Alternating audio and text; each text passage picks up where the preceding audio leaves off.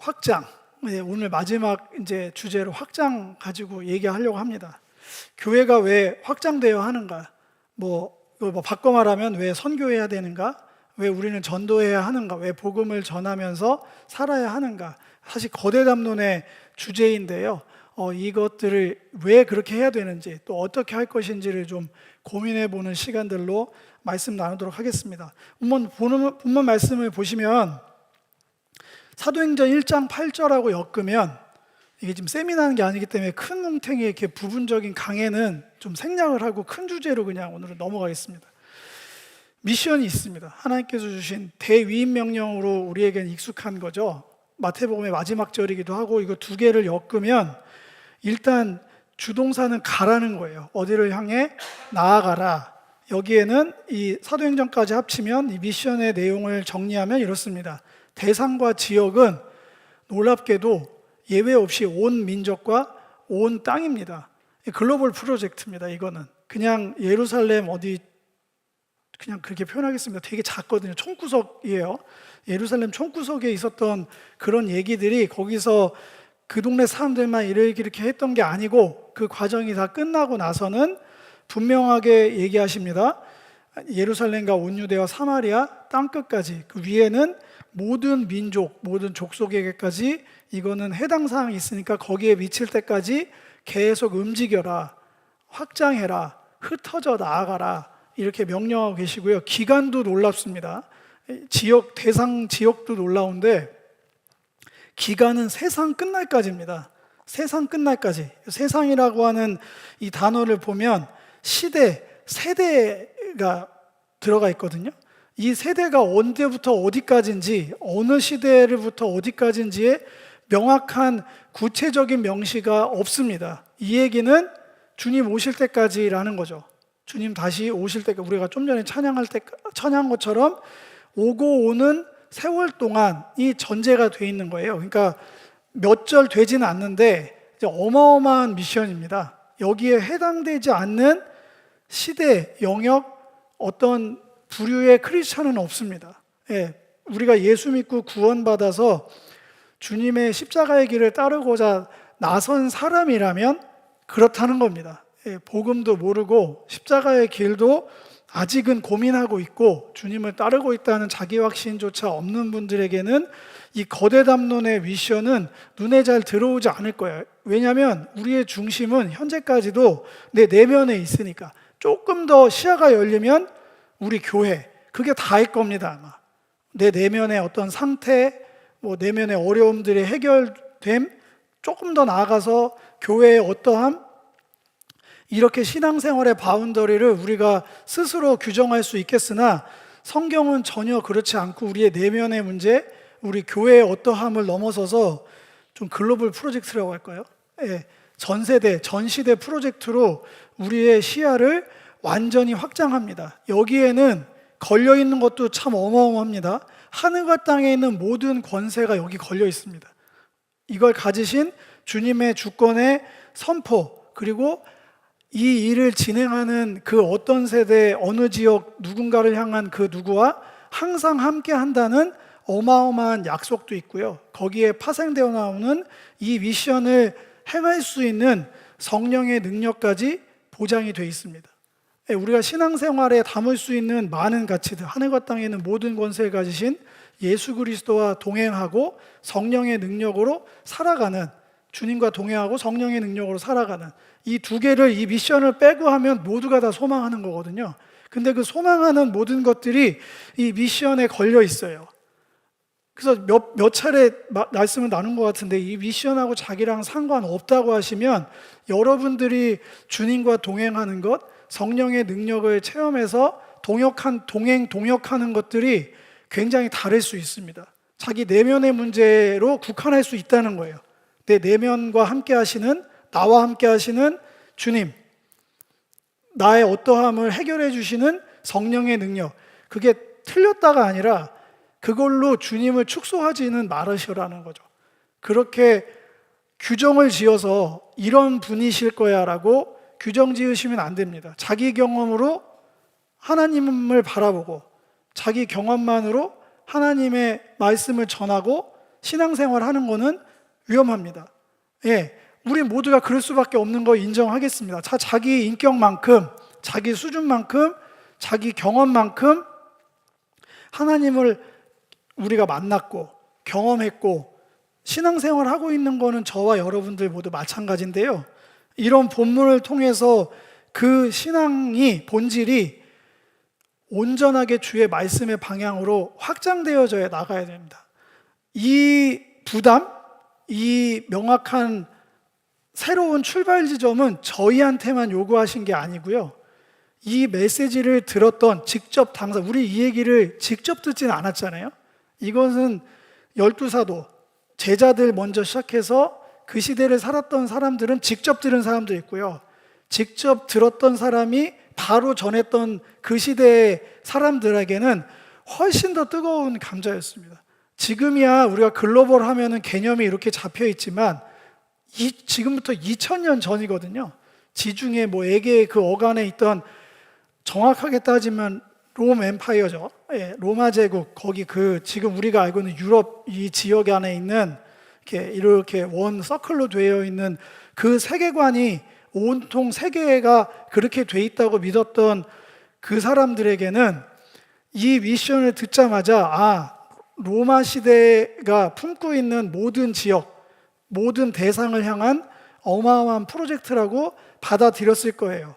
그리고 로마서 15장 15에서 23절을 보면 이 미션을 실제로 수행하려고 애쓴 사람들이 너무나 많았습니다. 그 중에 바울이 기록한 로마의 교회에게 보낸 편지 내용을 제가 읽어드릴게요. 그러나 내가 너희로 다시 생각나게 하려고 하나님께서 내게 주신 은혜로 말미암아 더욱 담대히 대략 너희에게 썼다. 대략적으로 쓴 게 로마서예요. 그럼 각 잡고 썼으면 도대체 뭐가 나왔을지 걱정됩니다. 그것도 어마어마한데, 이 은혜는 곧 나는 바울입니다. 이방인을 위하여 그리스도 예수의 일꾼이 되어, 여기까지는 괜찮아요. 받아들일 수 있습니다. 근데 하나님의 복음에 제사장 직분을 하게 하사? 아니 지금 예수님께서 십자가 지시고 돌아가셨는데 또 제사장이 나와요. 제사장이 나오고 이방인을 심지어 제물로, 이방인의 제물이 아니고요, 이방인을 제물로 드리는 것이 성령 안에서 거룩하게 되어 받으실 만하게 하려 하심이라. 굉장히 아리송한 얘기를 합니다. 다 들었던 얘기인데 제사장 직분도 알고 이방인도 누군지 알겠고 제물 드리는 것도 알겠고 다 알겠는데 이거를 사람한테 적용하랬더니 도대체 바울이 뭘 하고 다닌 거야 의심할 수 있어요. 생각할 여지가 있다는 겁니다. 제사장 직분이니 제물로 드리는 거, 이 구약 용어를 제가 이렇게 다 하는 거는 적절하지 않을 거예요. 이 본문 흐름 안에서 이 사람 사고관을 보시라는 거예요. 이 사람이 하나님의 복음을 전해서 땅끝까지 이르면서 가면서 제자 삼는 그 행위에 함의된 내용을 여기에 적어준 겁니다. 한 사람 한 사람, 소위 말해서 우리가 이해하기 편하게 되면 우리가 복음을 전해서 이 사람이 영접하고 주님을 알게 돼서 주님의 제자가 되는 일을, 사도 바울 눈에는 이게 하나도 다를 바 없이 자기가 제사장 직분을 행하는 것이며 이방인들을 하나님께 제물로 성령 안에서 거룩하게 받으실 만하게 드리는 예배 행위로 규정한 거예요. 삶의 예배, 제의적 예배를 그 미션을 수행하는 거에 등치를 시켜놓은 거예요. 바꿔 말하면 이 행위야말로 참된 예배, 하나님께서 정말 기쁘게 받으실 만한 예배라고 이 사람이 지금 편지에 자기는 예배자다, 이 예배를 주님께서 원하시는 이 예배를 드리는 겁니다. 여기서 예배의 본질 하나만 짚고 넘어갈게요. 예배의 본질은 전적인 순종이에요.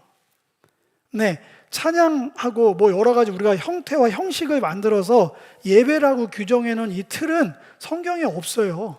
이게 예배다 이렇게 예배학도 있고 예배학교에서 많이 다녔습니다. 거기서 가르쳤을 게 틀렸다는 게 아니라 거기에 핵심 키워드는 전적인 순종이에요. 전적인 순종. 그 전적인 순종을 표현하는 방식에 대한 내용이거든요. 이방인을 제물로 드리는 것만 설명드릴게요. 오해할까 봐. 예수님도 이걸로 기억하시면 될 거예요. 예수님이 양은 아니잖아요, 실제로.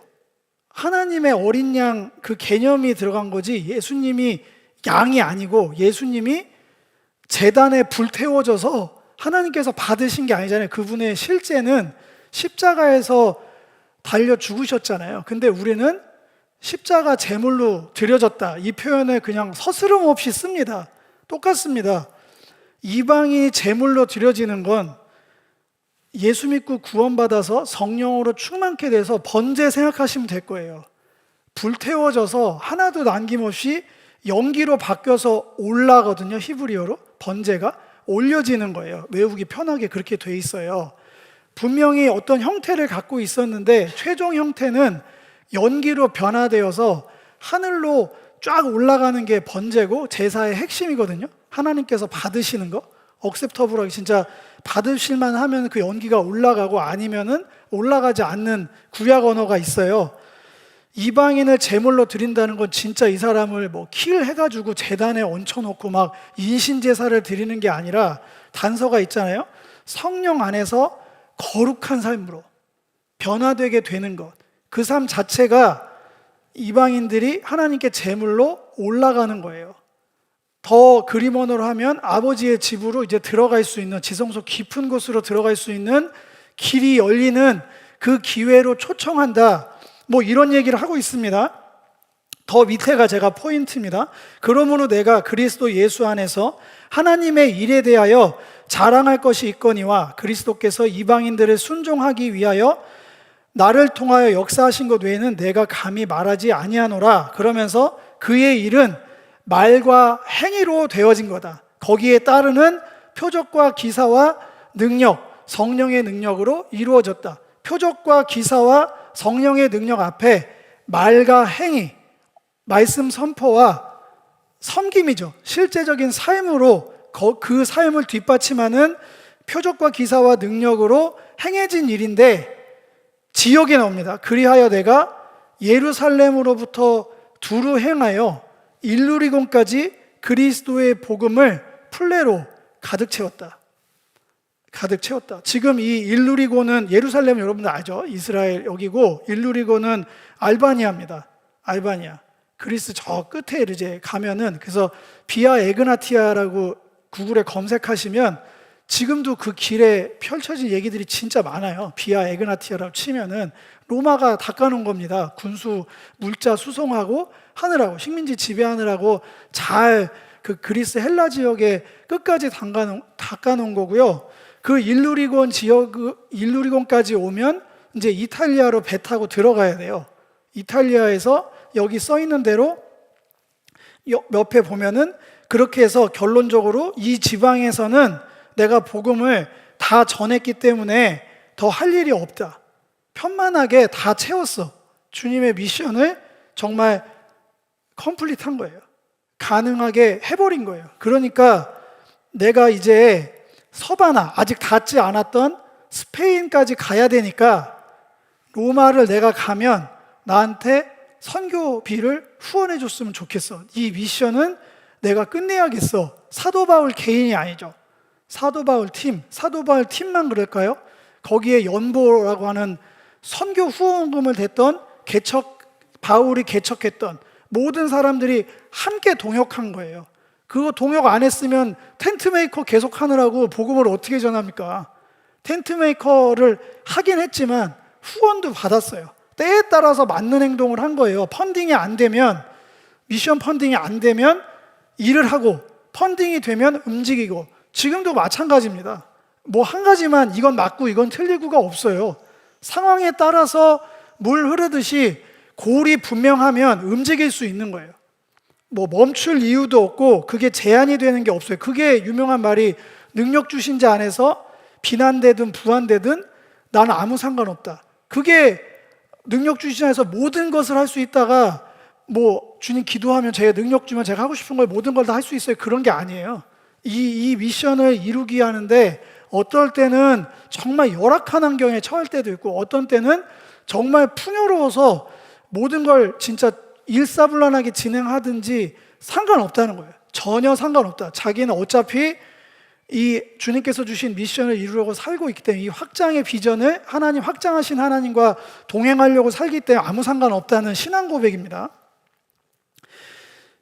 실제적으로 사도행전을 이 맥락으로 바라보시면 놀랍게 1장부터 8장까지는 예루살렘부터 사마리아에 복음을 전하는 이야기로 기록되어 있고요. 9장부터 28장까지는 땅의 끝까지 복음 전하려는 고군분투의 내용이 기록되어 있어요. 거기 사이사이에 서신서들이 들어가 있는 거예요. 제가 말하고 싶은 바는 이 사람들은 이 얘기를 정말로 실천했다는 거예요. 그리고 자신만만하게 나는 일루리곤까지 다 전했다. 실제적인 거는 우리가 알고 있는 개념하고는 다릅니다. 복음 전하는 게 여기서 우리가 모든 민족, 모든 땅, 모든 시대 이렇게 하면 당연히 바울은 자기 생애를 생각했겠죠. 바울 입장에서. 그리고 그 땅의 영역은 로마 제국일 거예요. 로마 전역. 그리고 모든 민족의 개념을 전체 인구가 몇만 명인지는 제가 그것까지 조사 못했으면 2000년 전에 로마가 얼마인지 그 한 사람 한 사람 모두를 다 전도해서 예수 제자 만들었다는 얘기는 절대 아닐 거예요. 그거는 진짜 과장인 거고요. 전할 만큼 충분히 거점 도시 돌아다니면서 그 서신서에 증거가 있잖아요. 다 비아 에그나티아 주변이에요. 그 도로 잘 닦여진데 굉장히 효율적으로 사역했던 사람입니다. 뭐 어디 깡시골 들어가서 그런데 그때는 가면 죽었고요. 아예 가지도 못했어요. 그리고 뭐 제가 잘 탐방한 지역은 아니지만 이태리에서 프랑스로 넘어가려면 알프산맥 막아서 지금도 몽블랑 터널인가? 그거 뚫린 다음에 편하게 가지. 그거 되게 험하잖아요. 그거 넘다 다 죽는 거예요. 그러니까 이 사람은 로마가 그러려고 닦아놓은 길은 아닌데 그거를 역이용한 거죠. 문명의 이기와 시대 흐름을 굉장히 역발상으로 잘 이용해서 활용한 사람입니다. 그렇게 그 시대 사람들은 그 시대의 이 미션을 수행했어요. 충실하게. 어쩌면 문자 그대로 전적으로 행했던 사람입니다. 도대체 이 사람들이 왜 이렇게까지 확장의 이 미션을 수행하려고 애썼을까요? 에베소서를 살펴보면 예수님의 사역의 십자가의 의미를 해석해준 바울의 눈으로 성령의 감동하심을 해석하신 에베소서를 보면 그 이유를 단서를 알 것도 같습니다. 제가 읽겠습니다. 이제는 전에 멀리 있던 너희에게는 이방인이에요. 그리스도 예수 안에서 그리스도의 피로 가까워졌다. 그는 우리의 화평이신지라 둘로 하나를 만들어. 여기서 둘은 유대인입니다. 한편은 유대인과 이방인이 하나로 만드셔서 자기 안에서 원유맨, 새로운 종족이에요. 그러니까 예수님의 십자가 의미가 내 죄를 위해서 내 죄를 용서해 주셨어. 그거는 이제 내 내면의 십자가, 그거 맞습니다. 거기서 출발하는 게 맞지만 점점 십자가의 그 비전이 이 글로벌 프로젝트에 맞게 되려면 예수님의 십자가의 거대담는 큰 맥락, 그 방향은 여기에 닿아 있는 거예요. 이방인이든 유대인들이든 구분 없이 한 몸이 되어서 한 세 사람으로 화평하게 이루어서 둘을 한 몸으로 하나님과 화목제사로 화목하게 하는 게 십자가의 최종 그림입니다. 그렇기 때문에 확장을 안 하면 안 되는 거예요. 온전한 하나님께서 받으실 만한 온전한 사람으로 보지 않으세요. 이게 무슨 얘기인지 이제 살펴드릴게요. 여기서 이 출발점이 어디서 출발하는지 이거는 그냥 읽지 않고 스토리로 그냥 얘기해 드릴게요. 이 모든 시작은 에덴에서 추방에서 출발합니다. 우리는 원래 에덴에 있어야 됩니다.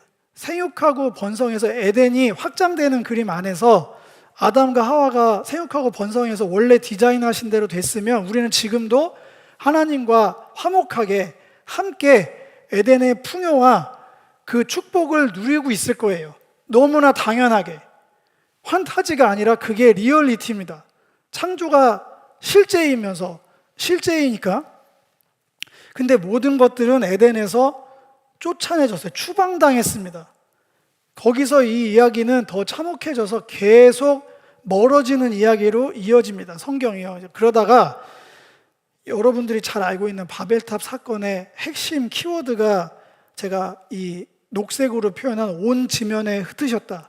온 지면에 흩으셨다. 짧은 이 두 절에 완전히 온 지면, 온 땅으로 모든 민족들로 70민족으로 쪼개가지고 다 흩어지게 하셨다.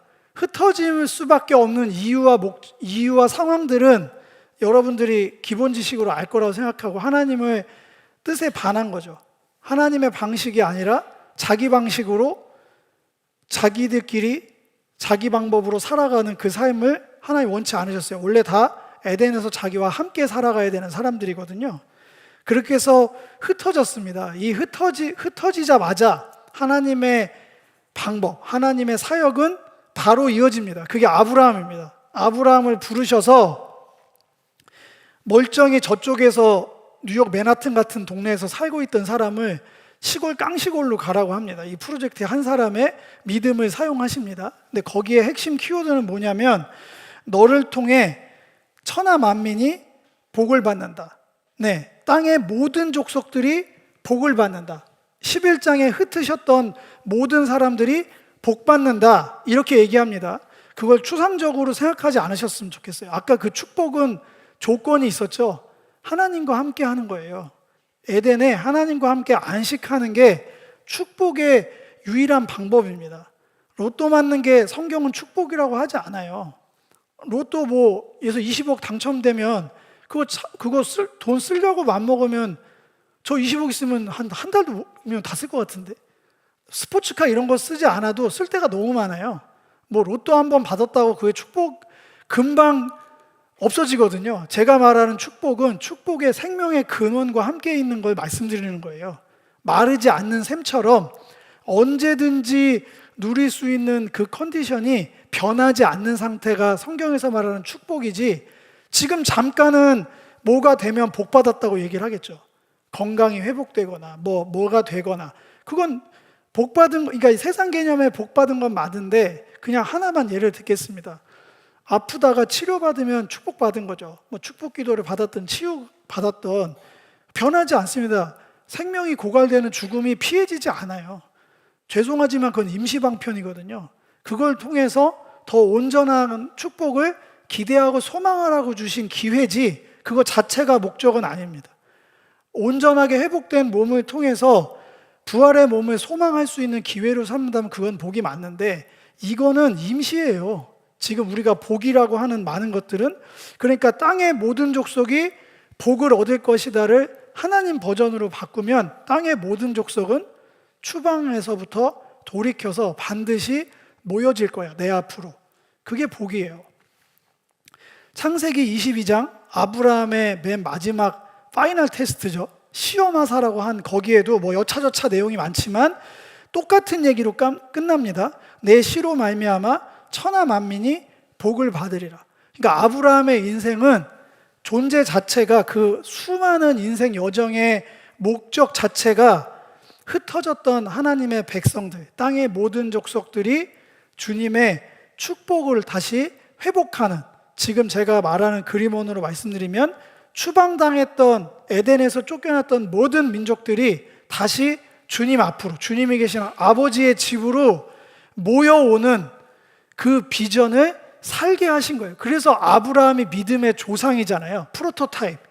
믿음의 프로토타입이다. 거푸집 같은 거예요. 그러니까 아브라함이 믿음의 조상이면 예수 그리스도 안에서 그 삶을 모두가 살게 된 거거든요. 우리가 사라랑 결혼할 리도 없고 이삭을 낳을 리도 없습니다. 그렇게 똑같이 산다는 게 아니라 이 앞뒤 맥락으로 펼쳐놓으신, 수미상관이라고 할까요? 인클로지오로 묶어놓은 땅의 모든 족속을 주님께 끌어모으는 이 원대한 하나님의 비전, 아버지의 온전한 마음을 이루고자 하는 삶은 아브라함이나 예수님이 우리가 본문을 읽었던 것처럼 하늘과 땅에 있는 모든 권세를 내가 가졌으니 너희는 가서 모든 족속으로 제자를 삼아라. 세상 끝날까지 함께 한다. 예루살렘과 온 유대와 사마리아와 땅끝까지 이르러 내 증인이 되라 얘기한 미션과 하나도 다르지 않다는 거예요. 너무 당연하죠. 하나님이 신실하신 분이신데 구약에는 이렇게 살게 하시고 신약에는 이렇게 살게 하시고 하면 나중에 또 바뀔 수도 있잖아요. 그럼 믿을 수가 없죠. 변하지 않아야죠. 진리는 기본 전제가 어딜 열어봐도 누구한테 드려도 바뀌면 안 됩니다. 그렇게 안 써 있는데요, 잘못 읽은 거죠. 그게 상식인 겁니다. 어거지로 맞추는 거 아닌가요? 뭐 문학 기법으로 인문학적 소양으로 꾸겨 맞추는 거 아닌가요? 그 큰 오해입니다. 큰 오해예요. 하나님은 신실하신 분입니다. 제가 아는 하나님은 단 하나도 변하면 안 돼요. 창세기 1장 1절부터 요한계시록 22장까지 변하면 안 돼요. 거기서 내가 듣고 싶은 대로 받고 싶은 대로 재편집하는 건 여러분들이 하신 거고, 성경은 초지일관 같은 얘기를 하고 있습니다. 예, 그렇게 보는 게 맞고요. 그건 인문학적 소양이 아니라 올바로 성경을 보는 거예요. 그게 꾸겨 맞춘 게 아닙니다. 예, 그렇게 해서 창세기의 이 아브라함의 이 이야기가 매듭이 지어지면서 이 얘기가 출애굽으로 확장되죠. 이제 그 시가 민족 단위로 한 민족, 유대인이라고 하는 우리가 이스라엘 민족으로 확장돼서 아까 아리송했던 제사장 나라라는 그 얘기가 여기 처음으로 나옵니다. 한 사람이 아니라 민족 전체가 제사장 역할을 감당하는 한 나라를 통해서 하나님의 원대하신 나머지 69개 나라라고 할까요? 족속을 다 끌어모으겠다는 원대한 비전을 계속해서 확장해 나가십니다. 여기서 제사장의 직임과 역할을 한 번만 더 말씀드릴게요. 한번 짚고 넘어가면, 제사장은 여러 정의와 역할이 있을 수 있겠으나 많은 사람들을 하나님 앞으로 데리고 가는 사람입니다. 다리 놓는 사람들, 코헨이라고 하죠. 다리 놓는 사람들, 브릿지예요. 하나님의 자녀들을 하나님께 어디까지 데려가는 사람이냐면, 거기에 대장격인 사람이 대제사장이라는 그 이제 상징적인 인물이 있죠. 기름 부음 받은 자는 1년에 한 번이지만 하나님이 계신 지성소, 거기에 시은좌라고 하는 에덴을 상징하는 거기까지, 하나님이 계시다고 말씀하신 거기까지 들어가는 거예요. 거기 들어갈 때 혼자 개인 자격으로 들어가는 게 아닙니다. 제사장은 항상 의복과 모든 형태와 의식 자체가 모든 이들과 함께 하나님께 나아가게 하는 거를 1년에 한 번씩 리셋하게 하셨어요. 이거를 무한 반복하면 정상적인 하나님의 자녀라면 뭘 생각하게 될까요? 왜 이거를 1년에 한 번만 해야 되지? 이거를 왜 하나님의 만나는 거를 이렇게 어려운 절차를 밟아서 1년에 한 번만, 그것도 아론만 그 역할을 감당해야 되지? 나도 하나님의 자녀인데 나는 어떻게 돌아갈 수 없을까 고민하게 되는 거죠. 그게 구약의 성막의 예배의 존재 이유예요. 갈망을 계속해서 증폭시키는 거죠. 예배를 드릴수록 만족을 하는 게 아니고요, 주님 더요. 그래서 시편의 고백들 보면은 떠나고 싶지 않아요가 많잖아요. 주의 성산에서 한 날이 궁전에서 첫날보다 좋사오니, 그 고백이 우리한테 나올까요? 예배의 기쁨, 하나님과 함께하는 기쁨을 모르는 사람한테 억지로 찬양은 시킬 수 있어요. 여기 프롬프트 띄워가지고 좋은 수려한 멜로디로 노래하라고만 할 수 있겠지만, 시편의 시인의 고백이 자기 고백은 되지 않을 거예요. 그건 노래를 한 거지 신앙 고백을 한 건 아닐 거 아니에요. 근데 구약의 예배자들은 그게 소망이었거든요. 여기서 영원히 살았으면 좋겠다. 하나님의 존전에서 하나님과 함께. 그게 모든 예배자들, 하나님의 자녀들의 꿈이죠. 그렇게 해서 출발을 여기까지는 핑크빛입니다. 근데 이제 신명기 끄트머리서부터 보면은 이제 망하기 시작하는데, 그럼에도 불구하고 신명기 모세의 노래를 부르면 여기에도 예언이 돼 있습니다. 너네들 또 흩어질 거야. 이렇게 기회를 줬는데도 또 추방당하고, 하나님으로부터 가까이 오는 에너지보다는 어떻게 하면 하나님과 상관없이 그냥 하나님은 축복만 주시면 돼요. 뭐 가까이 가거나 같이 사는 건 부담스러워요. 뭐 제가 거룩해질 필요까지 있나요? 그냥 적당한 거리두기를 해서, 제가 만든 용어입니다. 종교적 거리두기. 요 영역 말고 제가 필요한 건 요만큼이니까 요만큼만 축복 시스템 가동하셔서 제가 요만큼 할 테니 이렇게 나한테 주시면 전 충분히 만족하고 그 이상은 부담스러워요. 뭐 오픈하는 것도 그렇고 굳이 제가 주님과 이런 미션을 가지고 할 만한 자격도 없고요. 제가 그걸 추구하고 싶은 마음이 없어요. 이렇게 될 텐데 하나님은 그걸 그냥 두지 않고 반드시 너를 찾아내서 다시 모을 거야. 원래 애들은 뭐가 좋은지 몰라요. 지금 저희 둘째가 5살인데 지금 애한테 100원하고 1000원 주면 장난하세요? 그럴 거예요. 당연히 1000원짜리 같죠. 근데 지금 죄송합니다. 이두한테 주면은 100원짜리 가질 것 같은데 반짝반짝 이쁘잖아. 자기 눈에 좋을 대로 하거든요. 하나님 그렇게 살아도 저는 괜찮다고 괜찮습니다. 적당히 여기까지면 충분합니다. 매너가 아닙니다. 죄송합니다. 똥매너예요. 매너 아니에요. 무지에서 나온 겁니다. 복 주고 싶은데 이게 진짜 너가 네 인생이 빛나는 일이야 하는데 말귀를 알아듣지 못하면 저 같으면 싫으면 말아라. 그냥 너 하고 싶은 대로 살아. 그러다가 어차피 엔딩 정해진 대로 그냥 무덤으로 가면 되지는 저의 수준이고 아버지 하나님은 절대로 그냥 그걸 둘 수가 없는 거예요. 그건 원래 우리 자리가 아니니까. 에덴으로 어떻게 해서든지 사망의 문에서 멈춰 세우고 싶은 마음이 단 1도 없어요. 그러니까 내 반드시 너를 찾아내서 모아올 거다. 그게 어디든지 가서 찾아내서 끄집어낼 거다. 이게 휘리릭 가서 이사야의 비전까지 가면 오늘 우리가 주제가 된 이방인들도 똑같이 유대인들뿐만 아니라 이방인들도 똑같이 모두 모아드리겠다. 흩으셨으니까 모으는 게 당연한 거거든요. 하나님이 흩으신 거예요. 하나님이 모으시는 게 당연하고 그 모으시는 일에 내가 여기에는 도망자라고 되어 있는데 본문을 제가 다 읽진 않았는데 사람들을 보내서 외치게 하겠다. 여기 그들이 나의 영광을 문 나라에게 전파하는 사람들을 보내가지고 이게 이사야 66장이면 이사야의 거의 끝이거든요. 이사야는 새하늘과 새 땅, 계시록까지 다 예언한 굉장히 어려운 복잡한 그 선지서 중에 하나인데 거기에 끝장에 보면 이 얘기가 하이라이트로 나와요. 과정을 설명드리면 여호와의 고난받는 종이 자기를 온전히 속건제로 드리고 나면 그 뒤로 55장부터 66장까지 여호와의 종의 종들을 통해 이 일을 하겠다고 나옵니다. 여호와의 종은 예수님이고요.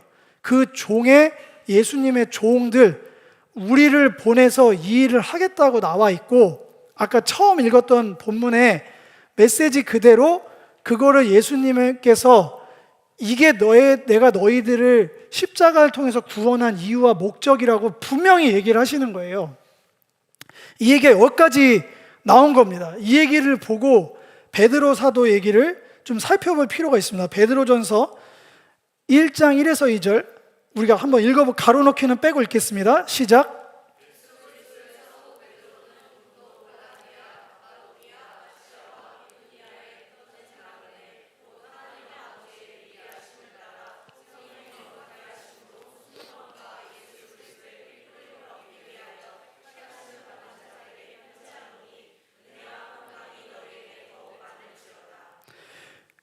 예수 그리스도의 사도 베드로는 이제 직계 제자죠. 가장 예수님의 마음을 알고 메시지를 들었던 제자 중에 대표격인데 이 사람이 지금 이 세계가 어떻게 눈에 보이는지를 보면 돼요. 본도, 갈라디아, 갑바도기아, 아시아, 비두니아의 여기 이제 헬라어 가로놓기를 보면 디아스포라, 그 우리가 디아스포라하는 단어가 여기 나오거든요. 디아스포라 된 나그네라고 얘기를 합니다. 성도들의 가치를 에클레시아, 에클레토스라고 되어 있는 택하심을 입은 자들의 정체성을 흩어져 사는 자들, 나그네. 이게 나그네라고 하니까 뭐 정처 없이 떠도는 방랑객, 인생 무상이지 뭐 이러면서 유리방황하는 나그네가 아니고요. 히브리서랑 연결하면 믿음의 사람들은 다 본향을 바라보는 사람들을 다 정체성을 디아스포라로 묶어놨어요. 정리합니다. 원래 디아스포라는 나쁜 거예요.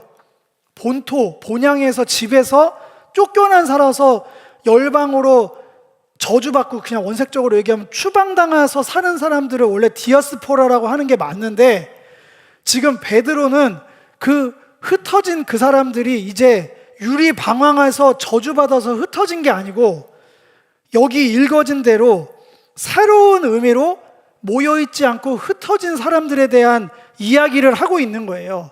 교회, 교인들, 하나님 아버지의 미리 아심을 따라 성령이 거룩하게 하심으로 순종함과 예수 그리스도의 핏부림을 얻기 위해 택하심을 받은 교회 성도들을 얘기하는 거예요. 교회 성도들은 곧 디아스포라다. 이 시대에 흩어진 이유가 2장 9에서 10절입니다. 괄호 넣기 빼고 읽겠습니다. 시작.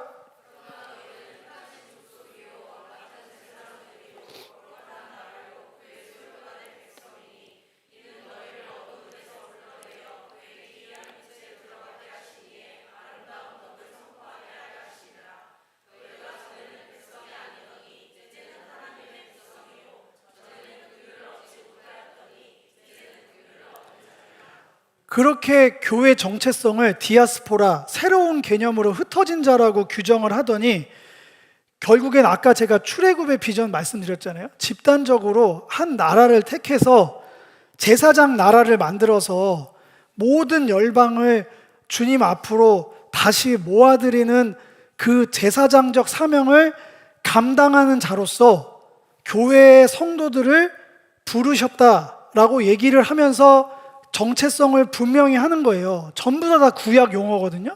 제가 주황색으로 표시한 호세아서 이야기를 얘기함으로 이제 Y에 대한 왜 확장을 해야 되는 얘기는 이제 매듭을 지려고 합니다. 하우가 남았으니까. 왜 해야 되냐? 맨 뒤에 붙어져 나온 얘기, 의미심장한 게 붙어져 나옵니다. 너희가 전에는 백성이 아니더니 이제는 하나님의 백성이요. 전에는 긍휼을 얻지 못하였더니 이제는 긍휼을 얻은 자니라. 성경을 좀 몇 번 읽으신 분들은 이거 호세아서에 나오는 가장 중요한 테마의 구절이거든요. 호세아서를 읽어보신 적이 있을 거잖아요. 넘어가도록 하겠습니다.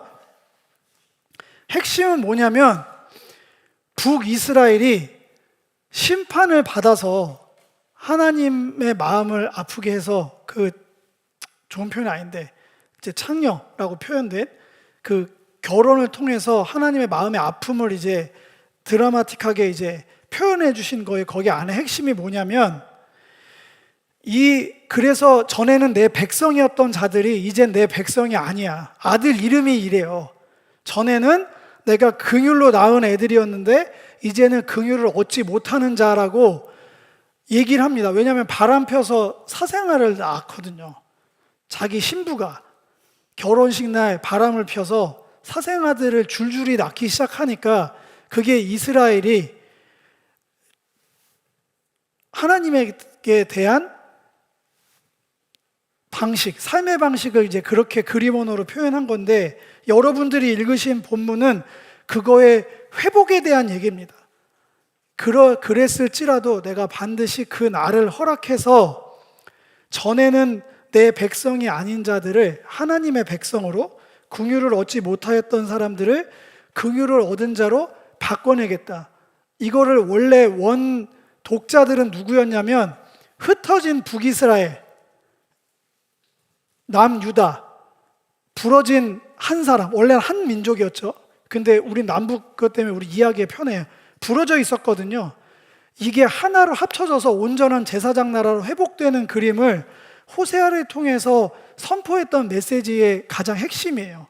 그 내용이. 근데 이게 지금 흩어진 디아스포라, 교회 성도들을 향한 이 본문에 너희들이 이 시대의 제사장 나라다, 출애굽한 새 이스라엘 민족이다 하면서 이 호세아서의 이 어려운 본문을 라임으로 붙여냅니다. 이건 아까 에베소서의 그 얘기랑 똑같은 거예요. 먼저는 남북으로 갈라져서 흩어진 이스라엘의 회복이겠죠. 그래서 예수님이 그 얘기를 직접 합니다. 나는 이스라엘의 잃어버린 영혼들을 위해서 왔다. 이거 이방인인 우리들한테는 시험에 드는 얘기인데요. 그건 목적이 아닙니다. 끝이 아니에요. 그렇게 시작해서 이스라엘 회복시키고 이스라엘과 흩어진 모든 이방인들을 하나로 합치는 것. 그 회복을 호세아서를 빌려와서 베드로가 아주 깊이 있게 선포한 겁니다. Y를 정리하겠습니다. 왜 오늘날 우리 신앙인들은 계속해서 가면서 제자 삼고 하나님의 흩어졌던 백성들을 불러 모으는 제사장적 사역을 감당해야 하는가? 왜냐고 물으신다면 하나님의 창조와 이유의 목적이기 때문에 그렇습니다. 한 번도 변하지 않는 아버지께 속한 거룩한 사역이기 때문에 그렇습니다. 그 일을 감당하고자 하시는 분들은 감당할 능력을 허락하십니다.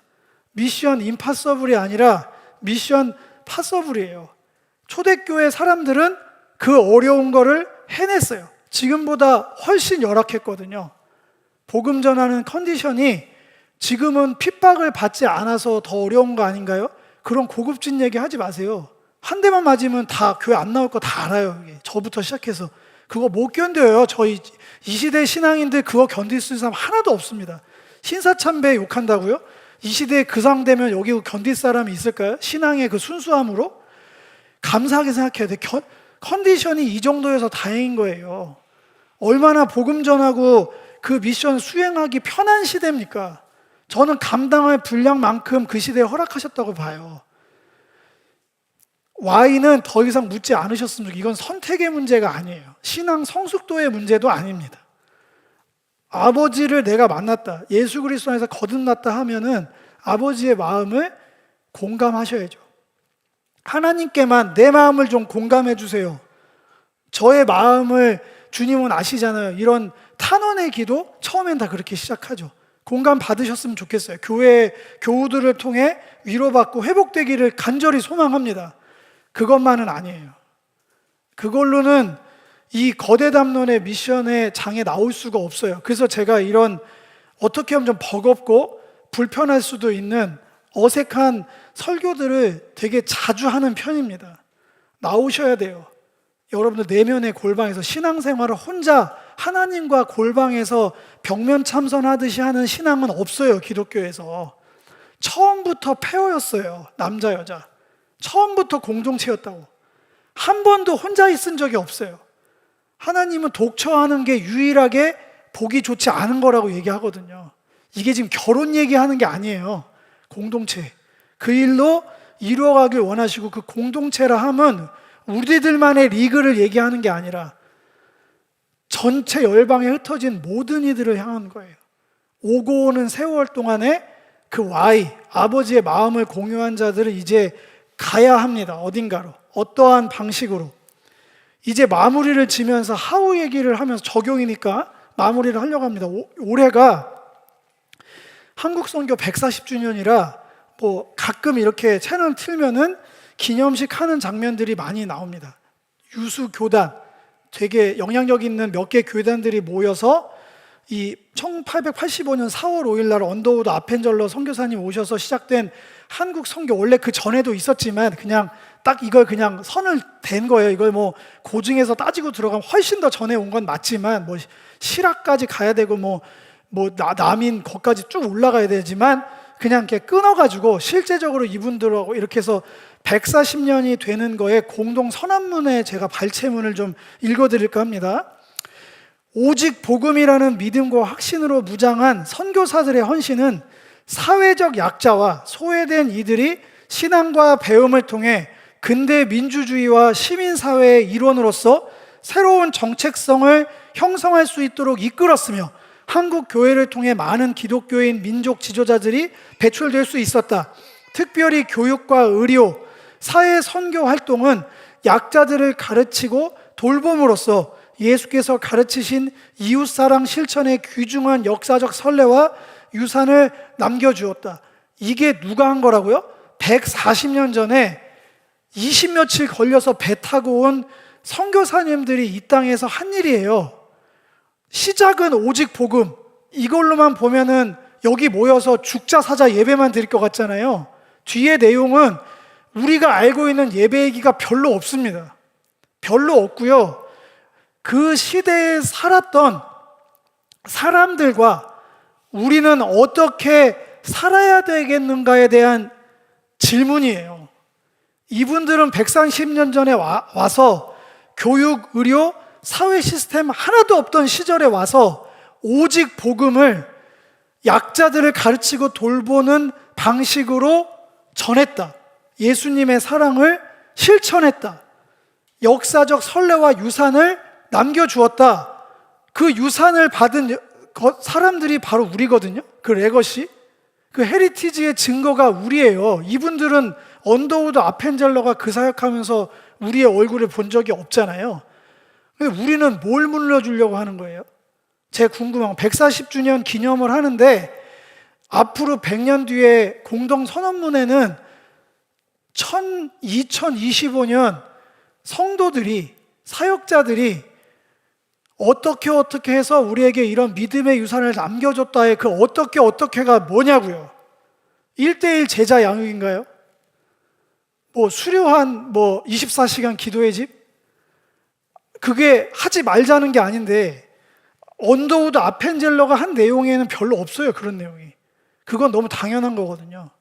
하나님의 마음을 아는 자들이 아버지의 집에 모여서 하나님의 이름을 높이는 거는 훈련해서 하는 게 아니고 그냥 숨 쉬듯이 밥 먹듯이 너무 당연한 거예요. 하나님 찬양하고 예배하고 기도하고 주님의 말씀을 들음으로 아버지의 성품, 인격, 그분의 뜻을 추구하고자 하는 거는 무슨 고매한 인격이나 신앙 성숙이랑 상관없이 DNA 같은 거예요. 본능이에요, 본능.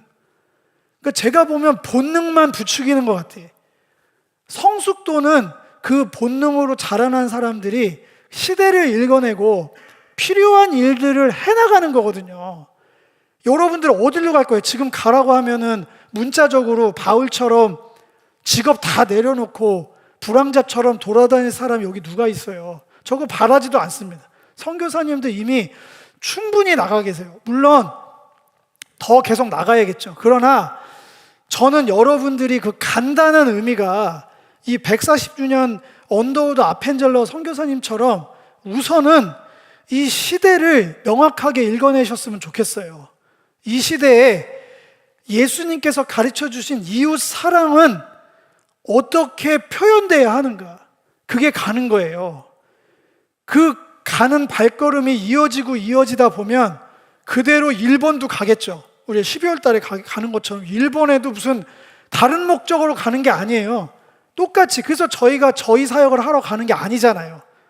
그 현장에 그 시대를 읽고 그 시대에 어떤 것이 예수 그리스도가 가르치신 이웃사랑을 실천할 수 있는지를 알고 있는 선교사님들의 요구를 듣고 가는 거잖아요. 그분들이 예배를 드려주세요 하면은 예배를 하는 거고요. 김치를 담그라고 하면 김치를 왜 담궈? 이게 복음이랑 무슨 상관이야? 상관이 있어요. 우리가 그걸 어떻게 알아요? 우리가 일본에 살질 않는데 그 선교사님들이 바본가요? 바보라서 이런 거 해달라고 하는 게 아니잖아요. 어떻게 해서든지 그 빛을 전하고자 하시는 거잖아요. 더 갖고 오면 그겁니다. 왜 선교지 나가서만 그렇게 해야 되나요? 그러면 우리는 여기서 쉬운 2번이나 1년에 모이거든요. 제가 부흥회랑 이런 특별 새벽 기도회를 하지 않는 이유가 거기 있어요. 쉬운 2번이 먼저 온전해졌으면 좋겠다는 거죠. 제가 모이라고 하지 않아도 특별하게 네이밍을 붙이고 의무 부여를 하지 않아도 죄송하지만 제가 노력하지 않아도 일단 모여주시잖아요. 그럼 저의 고민은 그런 거예요. 모여서 예배하는 거는 앞으로도 계속 노력할 건데 더 깊이 있고 더 온전하게 하나님을 찬양하고 교제할 수 있는, 성도 간에 교제할 수 있는 풍성함을 연구하고 노력하는 거는 계속 할 건데 그게 다가 아니거든요. 우리의 모임의 목적은 어떻게 하면 나갈까? 무엇을 해서 나갈까? 어떻게 하면 내 삶의 현장에 이걸 적용할까? 같이 지혜를 모으고 훈련하는 시간들로 이 주일이 쓰임 받아야 돼요. 그래야 안에서 사는 바가지 밖에서도 새는 거에 반대로 안에서 풍성하게 길러낸 생수의 바구니가 되면 밖에 나가서도 불모지 같은 데서도 눈에 보인다니까요. 그 하나가 이걸로 시작하면 되겠네. 여기서 생수를 그 우물을 파면 되겠네. 그 부흥의 우물 꼭 웨일즈 가서 파지 않아도 돼요. 웨일즈 가서 파는 우물과 초롱권 마을에서 파는 우물이 형태가 다른 거겠죠. 거기 가서는 그 우물을 파시면 되고, 예배의 우물을 파시면 되고, 그걸 왜 거기서만 하냐는 거지. 여기서도 파시자고. 같이 사회적 협동조합을 통해서 하시고, 꼭 허그인으로 안 하셔도 돼요. 여러분들 삶의 현장에서도 계속 고민하셔야 돼요. 끝까지 그게 안 나오면 거기에 계속 다닐 이유는 뭔가요? 제가 반문을 하면 계속해서 거기를 다니는 이유는 뭐예요? 특정인 들으라고 하는 거 아니까 오해하지 마세요. 기도 제목으로 드리는 거예요. 비난하거나 너는 왜 그거밖에 안 돼? 이렇게 질책하는 게 아니에요. 그건 제목도 있는 거거든요. 제목. 그거를 발견하도록 돕고 격려하는 제목도 있기 때문에 말씀을 드리는 거예요. 그 현장이 언더우드 아펜젤러 선교사님이 140년 전에 했던 그 사역 현장과 저는 같아야 된다고 생각합니다. 그러면 이 미션은 파스블 되는 거예요. 왜냐하면 능력 주시는 자는 따로 있거든요. 우리가 능력이 돼서 시킨 게 아니에요. 그러면 여러분도 선택 못 받았어요. 우리가 뭐가 그렇게 훌륭해서 준비가 돼서 갈 수 있는 준비가 돼 있는 사람이 여기 누가 있어요? 제자들은 준비돼서 갔나요? 성령이 부어져서 갔지? 초대교회? 오합지졸 같은 사람들이 할 수 있었던 건 모여서 기도한 것밖에 없어요. 근데 그 메시지가 떨어지고 성령이 그 다락방에 임하자마자 획가닥 된 거잖아요. 심지어 바울은 그 자리에 있지도 않았어요. 예수 믿는 사람 핍박하다가 영이신 부활하신 예수님 만나서 뒤집어졌어요. 그러니까 꼭 저는 마가의 다락방을 경험한 적이 없는데요. 그것도 맞지 않아요. 동력을 끌어낼 수 있는 기회는 정말 다양합니다.